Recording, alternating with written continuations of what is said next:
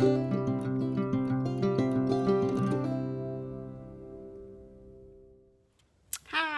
it's Katina with Atomica Nuclei Tin Jewelry, and today's video is going to be another alcohol ink video, so I hope you guys don't get too tired of those. What we're using today is this little canister.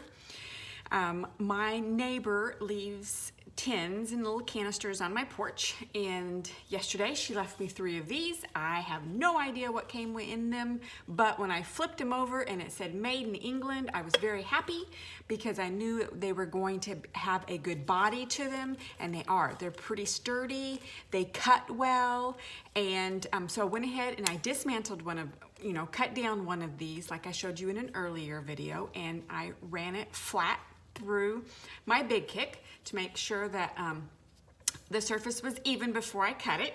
And then I want to show you what I used to cut it with, okay? So I know that I have not been a big fan of these die cuts that are generally used for making leather earrings, but I found this vendor on Etsy. It's called Kayla Leather something, but anyways, Kayla with a C, and C-A-Y-L-A Leather, and they have a variety of shapes, okay?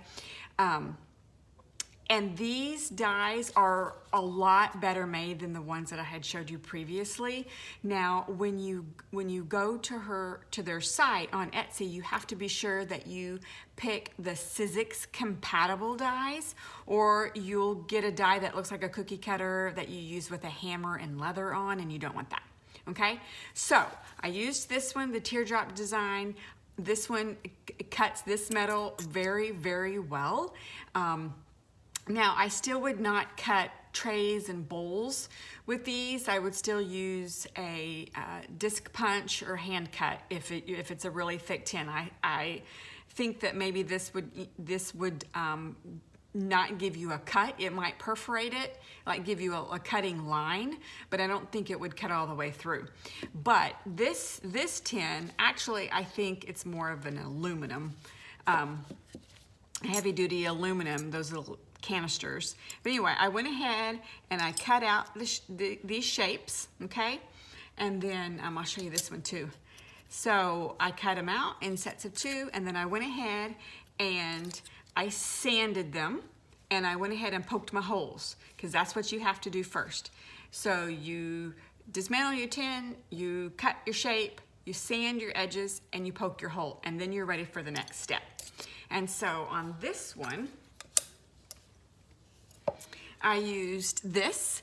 This is a Texture Fades embossing folder by Sizzix. It's one of the Tim Holtz ones. It's called Mosaic Gems, and I absolutely love this one. This one's just so fun. It's got so many different spaces that you can use to make your jewelry look all different.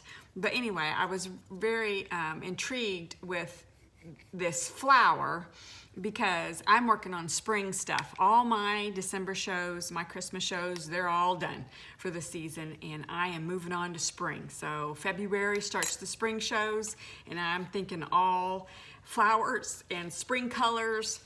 And so here we have these 2 guys right here, okay? Now, the next thing I'm gonna show you is the colors that we're gonna use. We're gonna use these 3 alcohol inks. Okay, they're all by Ranger, and these are alcohol pearls, so they leave a little shimmery surface, and it really makes the pieces really pretty. So if you've never used the alcohol pearls, I totally think that you should. They just give a really pretty effect, and you can mix them with the regular alcohol inks too, but we're not gonna do that today. But anyway, I have Celestial, Enchanted, and Envy. Okay, so the first thing we're gonna do is we're gonna take our homemade alcohol blending solution. Okay, so this is like 2 ounces of 91% alcohol and about 3 or so drops of glycerin. So I'm gonna apply it to here, and then we're gonna rub it over the top of our pieces that we're gonna alcohol ink. Okay, and we're gonna do both these at the same time. Okay, and I'm some rubber gloves today. Generally I forget and I end up with alcohol ink everywhere, but today's gonna be different. Okay, so we are ready to put on some alcohol ink here. All right, so we're gonna take our pink and you wanna shake it. Usually there's generally a, like a ball that you can hear that helps mix it up. All right, so let's put pink on the flower part. I'm applying it directly to the tin, the metal piece. And then I'm just gonna dab it in there. We'll use a couple of layers to make the colors really pop. But it's easy going. All right, so we got that on there. Okay, now let's come back with our blue. And I'm gonna put blue kind of up here where the dots are. I'm gonna put that blue, and then we're gonna use the green on the sides where you kind of see the diamond pattern. Okay, so we'll put some blue up here, blue there. Kind of, it's okay if it comes down here and meets the pink, because it'll just kind of give it a purple look, and that's okay. But we're gonna layer these up.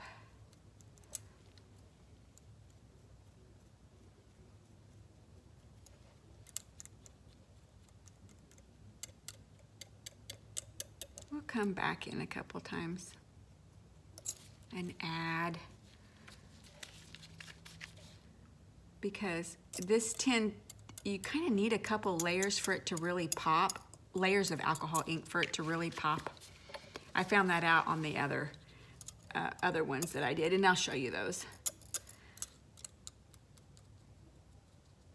There we go, we're getting it to pop.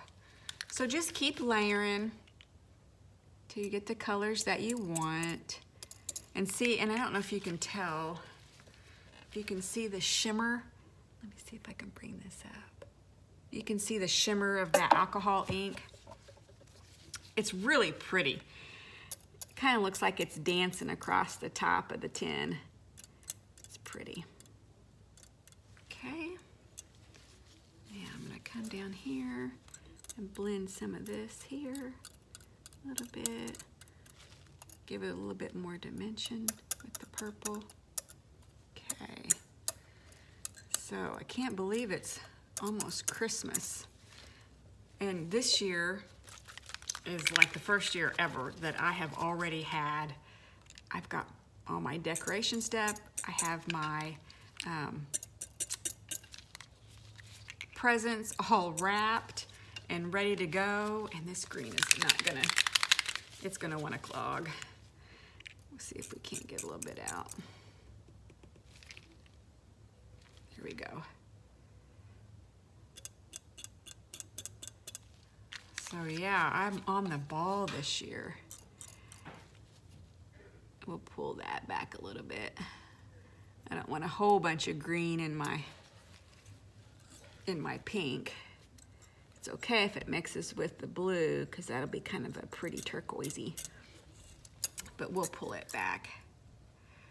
All right. Now you just gotta figure out where the alcohol ink's gonna go.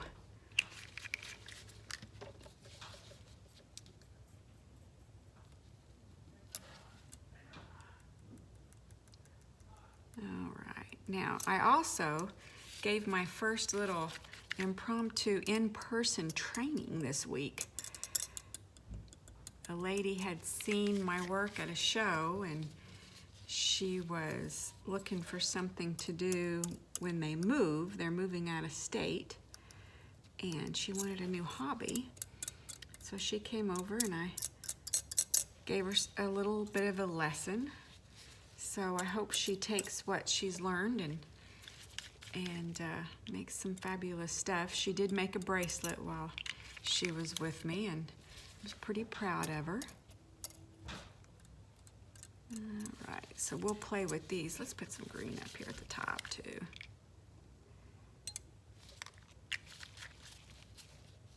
Okay, let's just start dabbing here. Get some of this blended together.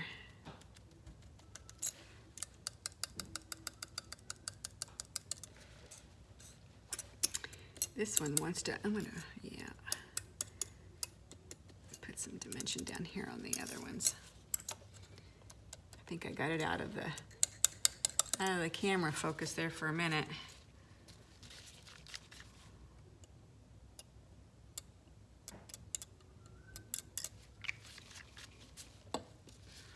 Okay.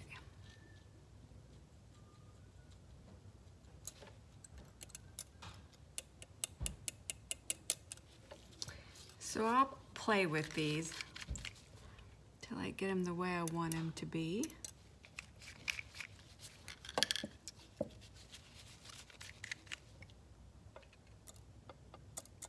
You just kind of layer them around till it comes out the color you wish.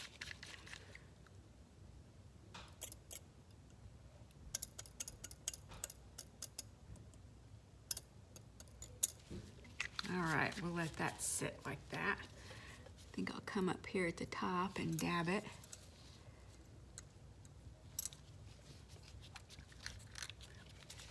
Add just a hair of green. There we go.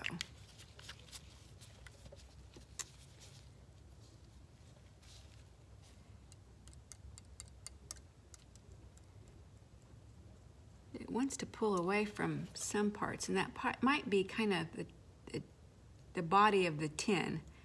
Sometimes some of the tin doesn't want to take the alcohol ink, and so you really have to layer it up a lot. And I think that's what's happening here. Ooh, that was a lot. Kind of more than what I wanted.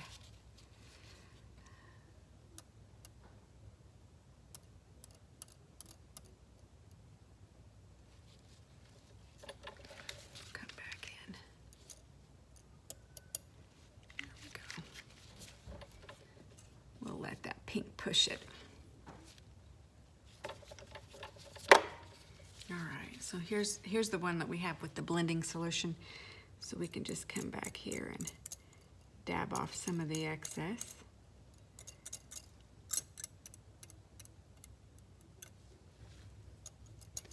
Let's see, I like this over here a lot better, so I think we need to add some blue to that.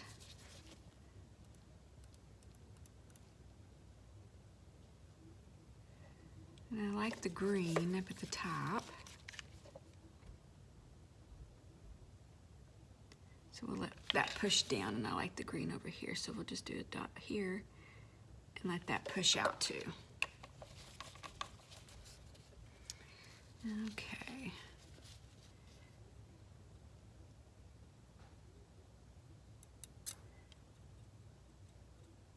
There we go. Kind of dab off some of the excess here.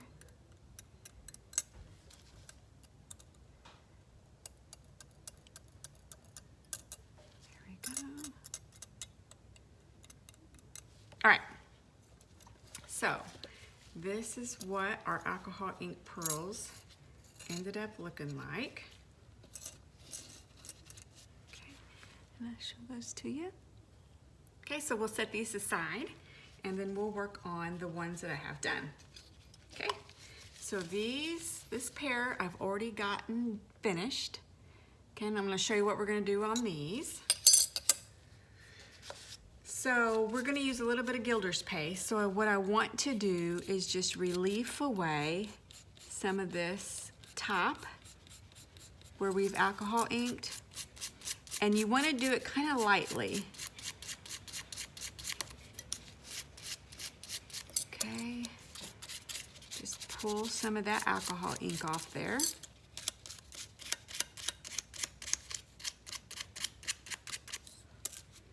We're going to do it on both of these.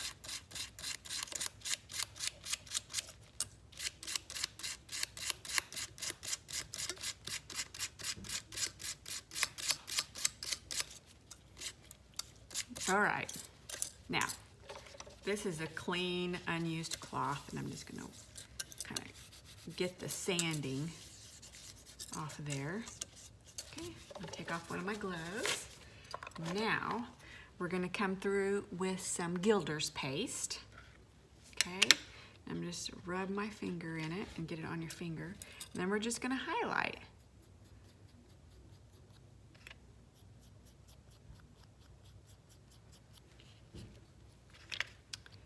Helps kind of blend it all together a little bit more.